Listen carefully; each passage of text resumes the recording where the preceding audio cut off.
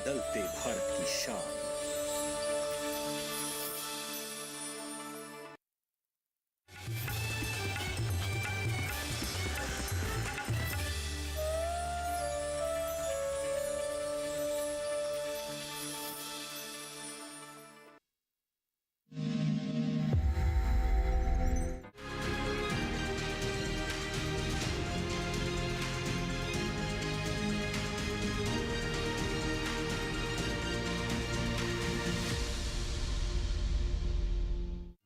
पीढ़ी दर पीढ़ी हमारे किसान अलग अलग स्पीसीज की अलग अलग वैरायटी इनको सहेज कर रखते गए और उसको विकास करते रहे। किसान की विरासत, धरती के वनस्पति संसाधन, एक अधिकार जिसका दुनिया भर के देश करते हैं सम्मान।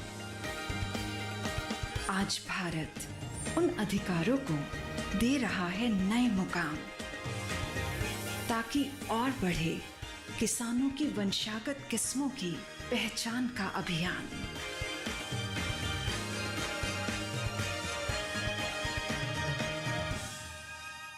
नमस्कार, स्वागत है आपका कृषि दर्शन में। मैं हूं अंजू सिंह। कृषि दर्शन एक ऐसा कार्यक्रम है जिसके माध्यम से हम आप तक पहुंचाते हैं कृषि जगत से संबंधित विभिन्न नई जानकारियां।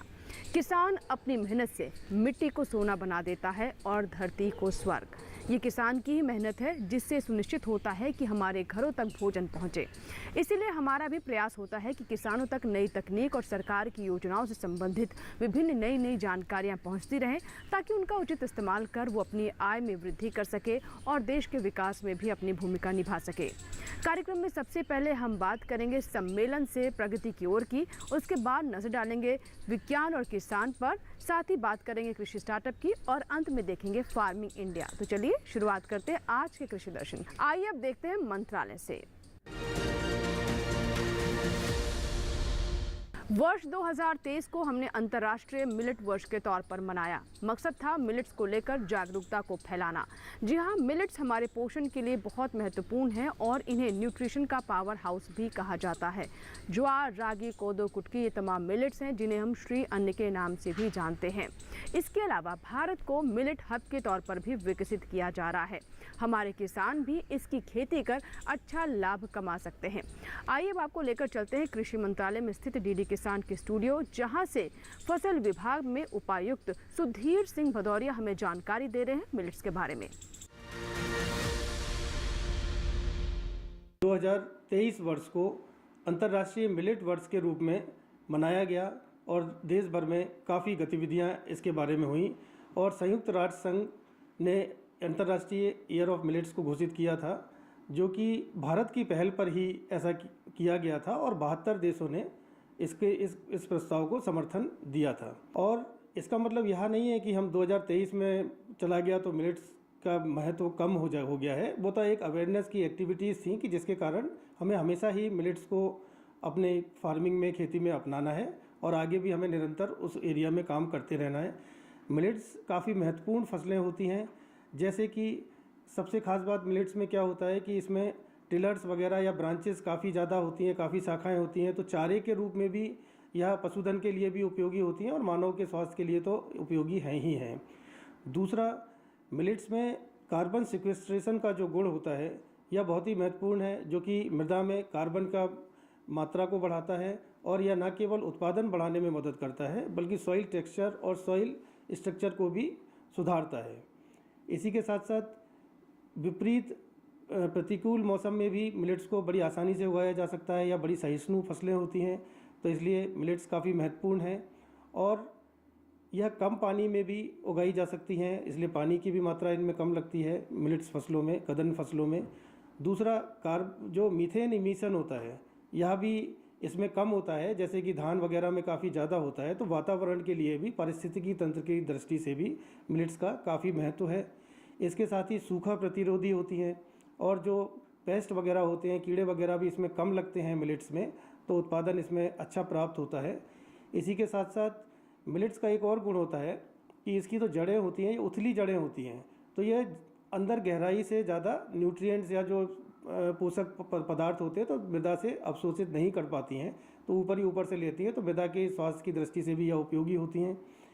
छोटे किसानों के लिए इनको गरीब का अनाज भी कहा जाता है मिलेट्स को, छोटे किसानों के लिए भी, क्योंकि इसमें कम लागत आता है तो किसान अच्छे से इसको उगा सकते हैं। और किसान भाइयों, हम यह बात ध्यान रखें, या तो हमारा जैसे लागत कम करके भी हम अपनी आय को दोगुना कर सकते हैं। आइए हम नजर डालते हैं सम्मेलन से प्रगति की ओर पर। प्रधानमंत्री श्री नरेंद्र मोदी ने किसानों को होली का तोहफा दिया है। प्रधानमंत्री सम्मान निधि योजना की 16वीं किस्त जारी कर दी गई है, जिससे हमारे किसानों के खातों में 2-2 हज़ार रुपए ट्रांसफर हो गए हैं। इसी के साथ ही हमारे देश के 11 करोड़ किसानों को इससे लाभ हो रहा है। आइए देखते हैं इसके बारे में और विस्तार से। प्रधानमंत्री ने पीएम किसान की 16वीं किस्त गुरुवार को महाराष्ट्र के यवतमाल से जारी की। वो वहां एक कार्यक्रम में शामिल होने के लिए पहुंचे थे। इस किस्त में 21,000 करोड़ रुपए से भी अधिक की धनराशि सीधे किसानों के बैंक खातों में पहुंची। ये योजना दिसंबर 2018 से लागू है। तब से लेकर अब तक सरकार 3 लाख करोड़ से अधिक की रकम किसानों को दे चुकी है। भारत को विकसित बनाने के लिए 4 सबसे बड़ी प्राथमिकता है: गरीब, किसान, नौजवान और नारी शक्ति। ये चारों सशक्त हो गए तो हर समाज, हर वर्ग, देश का हर परिवार सशक्त हो जाएगा। साथियों, आज यहां यवतमाल में इन्हीं गरीब, किसान, नौजवान और नारी शक्ति, इन चारों को सशक्त करने वाला काम हुआ है। आज यहां महाराष्ट्र के विकास से जुड़े हजारों करोड़ रुपए का शिलान्यास और लोकार्पण हुआ है। आज किसानों को सिंचाई की सुविधाएं मिल रही हैं, गरीबों को पक्के घर मिल रहे हैं, गांव की मेरी बहनों को आर्थिक मदद मिल रही है और नौजवानों का भविष्य बनाने वाला इंफ्रास्ट्रक्चर मिल रहा है। दिल्ली स्थित विज्ञान भवन में चारा विकास को लेकर एक राष्ट्रीय संगोष्ठी का आयोजन किया गया। क्या खास रहा इसमें, आइए जानते हैं। राष्ट्रीय चारा संगोष्ठी विज्ञान भवन में आयोजित की गई। इस अवसर पर केंद्रीय मत्स्य पालन, पशुपालन और डेयरी मंत्री परषोत्तम रूपाला, पशुपालन एवं डेयरी विभाग के सचिव अलका उपाध्याय, विभाग के संयुक्त सचिव डॉक्टर ओपी चौधरी एवं चारा अनुसंधान संस्थान झांसी के वरिष्ठ अधिकारी उपस्थित थे। गौरतलब है कि पशुओं के लिए चारा उपलब्ध करवाना सरकार और संस्थान की प्रतिबद्धता है। इस दिशा में झांसी संस्थान के द्वारा अनेक प्रयास किए जा रहे हैं। देश के सभी चारा क्षेत्रों में चारा बैंक स्थापित करने की सरकार की योजना है। इस अवसर पर केंद्रीय मत्स्य पालन, पशुपालन और डेयरी मंत्री परषोत्तम रूपाला ने कहा, प्रधानमंत्री श्री नरेंद्र मोदी जी के दिशा निर्देशों पे पशुपालन के क्षेत्र में एक प्रकार से नई क्रांति के बीज बोए गए हैं। मोदी जी ने इस मंत्रालय को स्वतंत्र मंत्रालय बनाया, कई योजनाएं इनके लिए शुरू किया। उसी में मुख्यतः देश के पशुपालन के हेल्थ के बारे में उन्होंने सबसे पहला बड़ा निर्णय लिया कि पूरे देश के पशुधन का वैक्सीनेशन भारत सरकार के खर्चे से होगा। उसके बाद हमारी ब्रीड इम्प्रूवमेंट के लिए बहुत बड़े कार्यक्रम लिए गए। अब जो तीसरा सेक्टर छूट गया था वो था उसका फोडर का, उसके आहार का, उसके बारे में बहुत कम संज्ञान अभी तक लिया गया है। ज़्यादातर तो हम पशुओं को कुदरत पे निर्भर रखते थे, वो निकल जाते सुबह से शाम तक, वो चरवाहा के पीछे पीछे वो भी चलते रहते हैं। रास्ते में कुछ मिल गया तो खा लिया, वरना शाम को यात्रा वापस करते थे। उसी प्रकार से चल रहा था। इसी के कारण हमारी इंडिविजुअल प्रोडक्टिविटी को ये बहुत इफेक्ट करता था। अब जब समय आ गया है तो प्रधानमंत्री जी ने इस फॉडर पे भी बहुत बड़ा फोकस किया है और उस पर निर्णय भी लिए, इनके लिए योजनाएं भी बनाई हैं और उसमें हमारी वेस्टलैंड हो या डिग्रेडेड फॉरेस्ट हो, उनमें काम करने की अब हमें योजना भी हमने मंजूर कर दिया है। आइए हम नजर डालते हैं विज्ञान और किसान पर।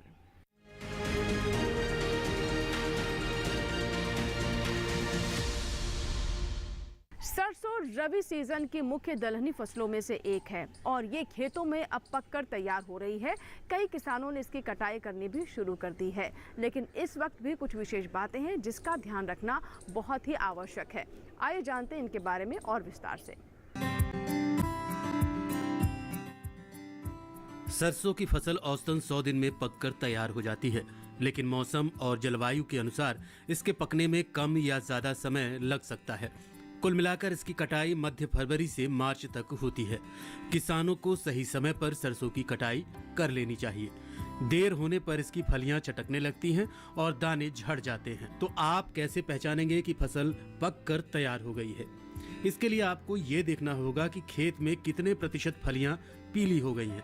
अगर 75% फलियां पीली हो चुकी हैं तो समझ लीजिए कि फसल कटाई के लिए तैयार है। इस अवस्था के बाद कटाई करने पर दानों का वजन और तेल की मात्रा दोनों में कमी आती है। दानों का बिखराव रोकने के लिए फसल की कटाई सुबह के समय करनी है, क्योंकि रात की ओस से फलियां सुबह तक नम रहती हैं।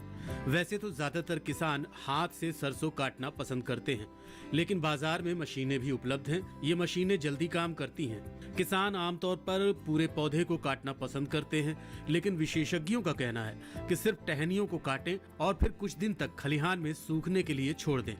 जब दानों में नमी की मात्रा 12 से 20% रह जाए तो इसकी मड़ाई कर लें। मड़ाई का काम डंडे से पीटकर या थ्रेसर की मदद से हो सकता है। हालांकि थ्रेसर से मड़ाई ज्यादा उपयुक्त है, क्योंकि इससे किसानों की मेहनत बचती है। साथ ही भूसा और दाने अपने आप अलग हो जाते हैं। दाने निकलने के बाद उन्हें बोरों में भर लें और जब नमी 8 से 9% रह जाए तो सूखी जगह पर उनका भंडारण कर लें।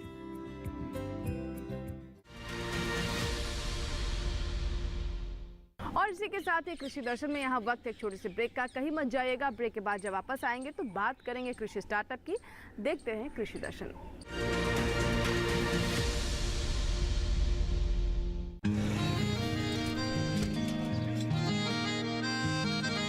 क्या बात है भाई, आजकल तो काफी खुश नजर आ रहे हो।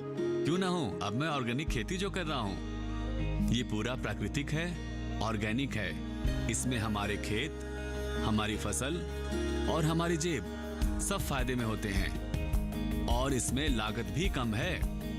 जी हाँ, आप भी ऑर्गेनिक खाद का प्रयोग करें, अपनी फसल और मिट्टी को तंदुरुस्त बनाएं और आपकी आमदनी में इजाफा करें। अधिक जानकारी के लिए किसान call centre toll free number 1800-180-1551 पर कॉल करें और लॉग ऑन करें kisan.gov.in और farmer.gov.in। कृषि और किसान कल्याण मंत्रालय द्वारा किसान हित में जारी।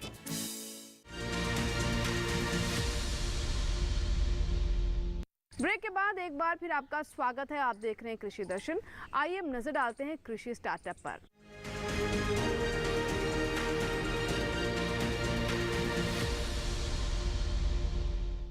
एफपीओ यानी किसान उत्पादक संगठन हमारे किसानों के लिए वरदान साबित हो रहा है। खास तौर पर हमारे छोटे किसान एफपीओ से जुड़कर अपनी ताकत को महसूस कर पा रहे हैं। अच्छे बीज, तकनीक और किसान हमारी सरकार की योजनाओं का भी बेहतर ढंग से लाभ ले पा रहे हैं। आइए जानते हैं कि कैसे हमारे किसानों को एफपीओ से फायदा पहुंच रहा है। हमारे पास में उत्पाद में हमारा रॉ हनी है और हमारा मुरंगा पाउडर है, मशरूम पाउडर है, चारकोल बेसिस सौंफ है, जिसमें हमारा रॉ हनी हम लोग पिछले 1 सालों से हम लोग रॉ हनी पे काम कर रहे हैं, जिसमें मधुमक्खी पालन, मेलिफेरा, एपिस मेलिफेरा और एपिस सेराना इंडिका पे हम लोग काम कर रहे हैं, जिससे हमारा रॉ हनी उत्पाद ले रहे हैं और हम लोग सेल कर रहे हैं। उसी तरीके से हम लोग मोरिंगा पाउडर का भी खुद से बना रहे हैं और हम लोग पैकेजिंग करके उसको सेल कर रहे हैं। मशरूम पाउडर भी है, ऑस्टन मशरूम का है हमारे पास में, चारकोल बेसिस सॉप को भी हम कर रहे हैं। ये सारे प्रोडक्ट हम लोग हैंडमेडेड कर रहे हैं, इसमें हम मशीन वगैरह नहीं है, हम अपने स्वयं के ये से कर रहे हैं। हमारी एपीओ राइस पे जनरली काम कर रही है। राइस हम लोग एरोमेटिक राइस से लेकर मार्जिनल फ्लैक हम राइस प्रोडक्शन करते हैं। एरोमेटिक राइस में हमारे प्रीमियम प्रोडक्ट जवा फूल राइस है, उसके बाद में श्री राम राइस है अपना, फिर बीपीटी गोल्ड राइस है अपना, और एक जो स्पेशली जो हाईली प्रोडक्शन होता है वो IR64 राइस है, और हम साथ ही पीकल का प्रोडक्शन करते हैं। अपने एपीओ में अभी 300 फार्मर जुड़ चुके हैं। हम एवरी वीक 2 से 3 विलेज में मोबिलाइजेशन का मीटिंग रखते हैं, जिससे नए नए फार्मर्स हमसे जुड़ पाए, उनको जितने भी जानकारियाँ उनको एपीओ से मिल पाती है हम देते हैं, उनको जितने भी फ़ायदे हैं बताते हैं। अभी हमारे पास 1000 से ज़्यादा किसान हमारे इस एपीओ में जुड़े हुए हैं, और आज हमें इधर हमारा स्टॉल लगा हुआ, जिसमें हमने 15 से 20 तक अलग अलग आइटम रखी है, जिसमें हमारे पास डिफरेंट वैरायटी के खाखरास है जो किसानों के द्वारा ही बने हुए हैं, फिर हनी है जो प्रीमियम क्वालिटी की होती है, फिर डिफरेंट टाइप्स के हम पल्सेस रखे हैं, जिसमें क्यूमिन सीड्स है, फनेल सीड्स है, सिसम सीड्स है, तुअर दाल है, मूंग दाल है, फिर है हमारे पास एक और ऑर्गेनिक टर्मेरिक, जिसका करक्यूमिन भी परसेंटेज हाई है और प्रॉपर ऑर्गेनिक है, जिससे अच्छा जैसे कि न्यूट्रिशन मिलता है। फिर हमारे पास है एप्रिका प्रीमियम ट्री, और हमारी जब सब सारी प्रोडक्ट है उसका हमने नाम अपना ब्रांड नाम रखा हुआ है, एप्रिका ब्रांड से हम सेल करते हैं। और ये हमारी सारी प्रोडक्ट्स हम ऑनलाइन भी सेल करते हैं और ऑफलाइन भी हम किसानों और दूसरे लोगों को हम अवेलेबल करवाते हैं, और हम ONDC माई स्टोर पे भी अवेलेबल है। हमारा FPO बना है सहकारिता विभाग में, जिसका नाम है आरंभशील किसान उत्पादक सहकारी संगठन समिति लिमिटेड। अभी हम इसमें अपने कुछ उत्पादों पर काम कर रहे हैं। ऑर्गेनिक तरीके से हम चीज़ों को उगाकर अपने किसानों के साथ मिलकर उगा रहे हैं और उनको ब्रांडिंग, पैकेजिंग, लेबलिंग करके मार्केट कर रहे हैं। अभी इसमें हमारे साथ 350 किसानों का जुड़े हुए हैं, जो गढ़मुक्तेश्वर ब्लॉक के ही हैं सभी लोग, और हम इसमें अपना दाल, चावल और सरसों, गेहूं, इन चीज़ों को ऑर्गेनिक तरीके से उगाकर इनके प्रोसेस्ड आइटम्स तैयार कर रहे हैं। जैसे कि हम आपको दिख रही होगी हमारी ये पैकेजिंग, ये सरसों का तेल है, जो हम पीली सरसों का तेल उगाते हैं। पीली सरसों का तेल, ये हमारा शहद है जो हम हमारे फार्म पर और हमारे जो किसान हैं उनके भी बॉक्सेस रखे हुए हैं, वहाँ का लोकली प्रोड्यूस हनी है, नेचुरल हनी है। उसी तरीके से ये दाल और चावल है। अभी हम इसमें कुछ और बीज का भी काम शुरू किया है, हमने बीज का काम कर रहे हैं, जो अपने किसान मेंबर हैं उनसे बीज उगवाकर और उससे बीज उत्पादन का काम शुरू करने जा रहे हैं। साथ ही इन पे और प्रोडक्ट्स पर भी हम काम करने वाले हैं, जिसमें बायो एंजाइम्स हैं जो किसानों को खाद वगैरह के लिए बहुत महत्वपूर्ण होंगे, और साथ ही हाउस होल्ड आइटम्स जिसमें केमिकल फ्री एकदम नेचुरल प्रोडक्ट्स को हम तैयार करेंगे बायो वेस्ट से। हमारा रिच रिटर्न कृषि प्रोड्यूसर कंपनी लिमिटेड का SFSC के सहयोग से 2021 के अंदर FPO का गठन हुआ था। वर्तमान में हमारे FPO में करीबन 350 फार्मर्स हैं, और FPO अभी वैल्यू एडिशन के ऊपर काम कर रहा है। हमारा FPO मुख्यतः 12 जिले के अंदर जो लहसुन है उसके ऊपर बना था। लहसुन के हमारा वैल्यू एडिशन के ऊपर काम कर रहे हैं, जिसके अंदर हमने गार्लिक लहसुन पापड़ बनाया है। ये पापड़ जिसमें महिलाओं के जो हमारी जो SHG जो महिलाएं बनी हैं FPO की, उनके थ्रू ये बनाया गया है। इसके अलावा हमारे FPO के जो बाई प्रोडक्ट के अंदर हैं गार्लिक फ्लेक्स हैं, जो गार्लिक को डिहाइड्रेट करके हैं उसमें काम में ले रहे हैं। ये मुख्यतः जो गार्लिक फ्लेक्स हैं ये बिना छिले हुए सीधा मार्केट के अंदर सेल हो रहा है, और बहुत मार्केट के अंदर इस प्रोडक्ट की डिमांड आ रही है। इसके अलावा हमारे पास में FPO के पास में गार्लिक पाउडर है, जो अब ये एक तो इसका गार्लिक पाउडर का जो मुख्य उपयोग जो आ रहा है ये है कि इसकी जो वेज लाइफ है, जो 1 महीने तक, ये कम से कम 6 या 9 महीने तक हमारा इसको स्टोरेज में रख सकते हैं और ये पूरा मार्केट के अंदर इसकी भी बहुत ज़्यादा डिमांड आ रही है। इसके अलावा हमारा FPO मल्टीग्रेन आटे के रूप में काम कर रहा है, ये जिसके अंदर बाजरा, तिल, सोयाबीन, मूंगफली, चना और गुड़ ये करके एक मल्टीग्रेन आटा के रूप में बनाया गया है। ये भी एक मार्केट के अंदर बहुत ज़्यादा इसकी डिमांड आ रही है।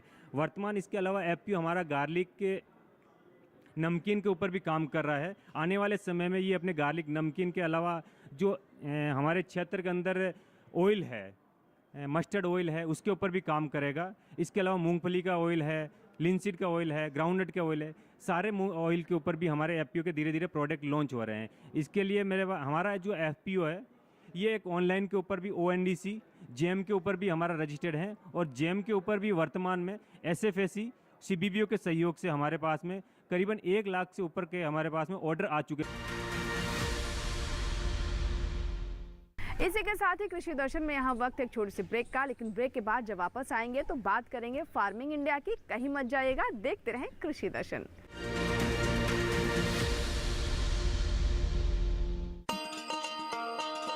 किसान भाइयों गांठ बांध लो, गांठ बांध लो, बात बहुत है काम की, समृद्धि के पैगाम की। मिट्टी के मिजाज को समझो, मिट्टी के हर राज को समझो, मिट्टी की तुम जांच कराओ, मुफ्त सॉइल हेल्थ कार्ड ले जाओ।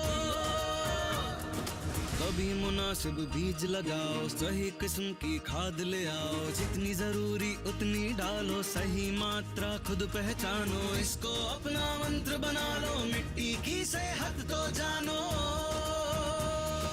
बात बहुत है काम की, कम लागत अधिक वरदान की। किसान भाइयों गांठ बांध लो, आज ही मिट्टी की जांच कराएं, राज्य सरकार के कृषि अधिकारी से संपर्क करें और मुफ्त में सॉइल हेल्थ कार्ड पाएं। कृषि और किसान कल्याण मंत्रालय द्वारा किसान हित में जारी। ब्रेक के बाद एक बार फिर आपका स्वागत है। आप देख रहे हैं कृषि दर्शन। आइए हम नजर डालते हैं फार्मिंग इंडिया पर, जिसमें हम आपको बताते हैं सरकार की उन योजनाओं के बारे में जो कि विशेष तौर पर आप किसानों के लिए हैं।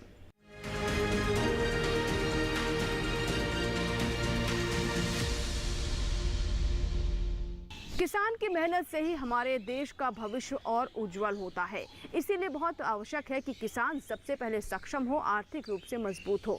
ऐसे में किसान क्रेडिट कार्ड किसानों के लिए एक सच्चे दोस्त के समान है। खेती के इस दौरान कई बार किसानों को धन की आवश्यकता होती है। ऐसे में उन्हें साहूकारों का मुंह देखना पड़ता था और वो उनके मकड़ जाल में फंस कर रह जाते थे। लेकिन अब ऐसा नहीं होगा, क्योंकि किसानों के हाथ में है किसान क्रेडिट कार्ड।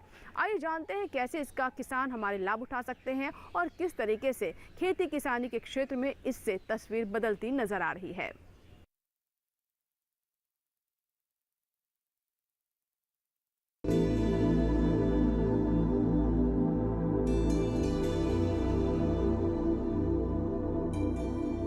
किसान क्रेडिट कार्ड योजना 1998 में शुरू की गई थी। इसका उद्देश्य किसानों को कृषि गतिविधियों के लिए बिना किसी बाधा के समय पर ऋण उपलब्ध कराना था। भारत सरकार किसान क्रेडिट कार्ड के तहत किसानों को ब्याज पर 2% की आर्थिक सहायता देती है और समय पर ऋण चुकाने वाले किसानों को 3% की प्रोत्साहन छूट देती है। इस तरह KCC पर सालाना ब्याज दर 4% आता है। सभी योग्य किसानों को उनके कृषि कार्यों के लिए आसानी से और समय पर कृषि ऋण प्रदान किए जाएं, ये सुनिश्चित करने के लिए सरकार ने किसान क्रेडिट कार्ड योजना शुरू की। इसका उद्देश्य किसानों को कृषि के लिए उत्पादक सामग्रियों जैसे बीज, उर्वरक और कीटनाशक आदि खरीदने के लिए सक्षम बनाना है। सरकार ने किसानों के हित में बड़े कदम उठाते हुए 2019 में KCC में ब्याज दर में आर्थिक सहायता का प्रावधान शामिल करते हुए इसका लाभ डेयरी उद्योग समेत पशुपालकों और मछली पालकों को भी देने की व्यवस्था सुनिश्चित की है। किसान क्रेडिट कार्ड के दायरे में किसानों को लाने के लिए फरवरी 2020 से एक विशेष अभियान चलाया जा रहा है। वर्ष 2012 से KCC योजना को और सरल बनाया गया है। इसके तहत लाभार्थियों को एटीएम सक्षम डेबिट कार्ड के प्रावधान सहित एक बार में दस्तावेजीकरण की सुविधा, सीमा में निर्माण लागत में वृद्धि और सीमा के भीतर कितनी भी संख्या में निकासी आदि की सुविधाएं दी गई हैं। सार्वजनिक क्षेत्र के बैंकों और नाबार्ड से प्राप्त सूचना के अनुसार इस अभियान के तहत 29 जनवरी 2021 तक देश भर के किसानों को 1.76 लाख करोड़ रुपए की खर्च सीमा के साथ 187.03 लाख केसीसी स्वीकृत किए गए हैं। किसान क्रेडिट कार्ड की वजह से किसान अपनी फसल का बीमा भी करवा सकते हैं, जिस किसी भी कारण से अपनी फसल नष्ट होने पर उनको मुआवजा भी दिया जाता है, जैसे बाढ़ की स्थिति में फसल का डूब के नष्ट हो जाना या सूखा पड़ने पर फसल का जल जाना आदि सुविधाओं में यह किसान क्रेडिट कार्ड बहुत ही ज्यादा काम आता है। इसकी वजह से किसान लाभ उठा सकते हैं। सस्ती ब्याज दर पर लोन उपलब्ध कराने के इस अभियान से न सिर्फ किसानों की आय में बढ़ोतरी होगी, बल्कि इससे ग्रामीण अर्थव्यवस्था को मजबूती मिलेगी और कृषि तथा इससे जुड़े क्षेत्रों में उत्पादन बढ़ेगा। साथ ही हमारे देश के लिए खाद्य सुरक्षा सुनिश्चित करने की दिशा में भी इस मुहिम की विशेष भूमिका होगी।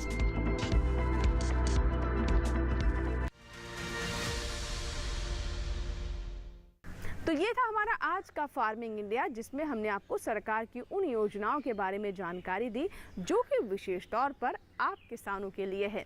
आशा करते हैं कि आज का कार्यक्रम आपको ज़रूर पसंद आया होगा। अगर आपके कोई सुझाव हैं, कोई सवाल हैं, तो आप हमें ईमेल कर सकते हैं, हमें पत्र भी लिख सकते हैं।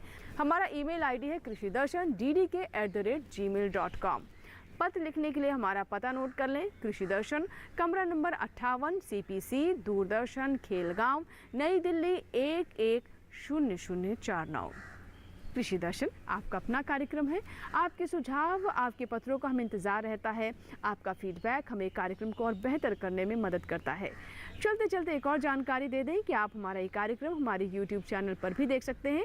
इसके लिए टेलीविज़न स्क्रीन पर दिखाए जा रहे इस QR कोड को स्कैन करें और YouTube पर भी देखें कृषि दर्शन। कृषि दर्शन के नए अंक में कुछ और जानकारियों के साथ फिर होगी आपसे मुलाकात, लेकिन आप बने रहें दूरदर्शन किसान के साथ। नमस्कार।